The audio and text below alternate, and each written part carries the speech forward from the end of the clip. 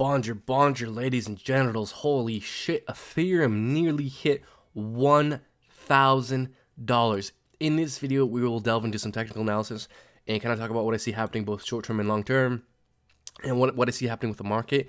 But just real quick, I'm going to show you why you want to like, subscribe, comment, share, hit that bell to be notified of new uploads. You see right here, this video right here, in this video, I called it. I said Ethereum was ready to explode. I said we're going to hit $1,000 soon. And what did we do? I guess I was wrong because we only hit 970. Guys, I think 1,000 is just a matter of time as well. Check out our Discord group. Look at this. This was yesterday. I said at $780. What did I say? Ethereum looking stupid bullish. I think we see $1,000 soon. Okay? Link to check out our Discord will be down in the description below. Guys, this is why you follow us, because we will be doing critical technical analysis and news all throughout this bull run. So let's delve into this, guys. This is absolutely insane. The crypto market is on a tear. And honestly, I think this has a lot to do with Bitcoin dominance taking a little bit of a nosedive here and being corrected off the low 70 ranges. Guys, I've been talking about this for a while, that the low 70s, 71, well, 70 to 73, was going to act as resistance in terms of Bitcoin dominance, and it did. We charged up, hit nearly 74 and got rejected. Bitcoin dominance being the total value of Bitcoin in comparison to the total value of all cryptocurrency. And when Bitcoin dominance takes a break, pulls back, that allows altcoins such as Ethereum and many others to take off, which is why we see things absolutely exploding. And the reason why I said we were going to explode is because we were in this macro ascending triangle. We two resistance lines here. We broke out of both. Then we were in let's look at the 6 hour here. Then we were in another little ascending triangle here, and we broke out. We broke out here. We broke out here. So once we broke out of this point here, it was done. So like we're going to 1,000 soon. And look, guys, look at how hard we're pumping, okay? I would have not the least bit doubt that we're going to have somewhat of a correction here. It just makes all the sense in the world. So short term, I barely even started to look at the technicals, but whenever we have a massive run up, we always have a little bit of a correction. So the question is, how far will that correction be? Let's do a little bit of TA here, okay? But I think long-term Ethereum is stupid bullish, and at the end, I'll delve into why, but let's kind of figure out what's happening in the short term. So look at the 6 hour here. Volume is obviously at a low point, okay? MACD is shooting up. Stochastic, stochastic RSI nearly having a bearish crossover, which means this is telling me we're ready for a leg down, and again, RSI very, very much in the overbought region. So let's take a look here at the 1 hour, see if we can see some more stuff going on here. Okay, yeah, so same story. Decreasing volume. MACD histogram ticking down. Stochastic just looks like it wants to go down. RSI already making a move downwards. So yeah, like I said, guys, I think a pullback makes sense. Let's look at the 15, and then we're going to talk about a pullback target. Okay, yeah, see, bearish crossover in the MACD. Stochastic going down. RSI making lower highs, lower lows. Although, given the stochastic, I think it's telling me we're going to have a little bit of a move upwards. I think just retest like the 940, then we're going back down. So it seems like to me, we're forming on a descending triangle, which is very interesting because,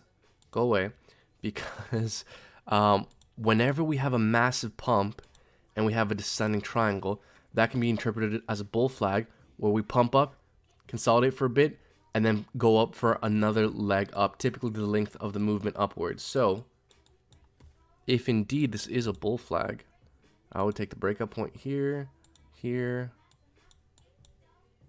and then here. So I would target roughly 1140.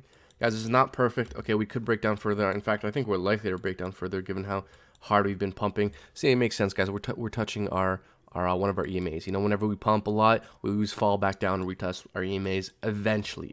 So let's do some Fibonacci extensions here and try to figure out where a retracement level, what kind of makes sense in terms of retracement. So few ways I could approach this. I'm just going to take the short term here. Let's take out our fib. We'll do this. Okay, and this will tell us where we're likely to correct to. Okay, see, this makes all the sense in the world. The 236 lines up perfectly with the 20 EMA on the 15, which is basically exactly where we're at. Okay, so this makes a lot of sense. Let's take a look here at the hourly where, okay, very interesting. Okay, so um, if we were to have a further pullback, I think the 850 makes sense.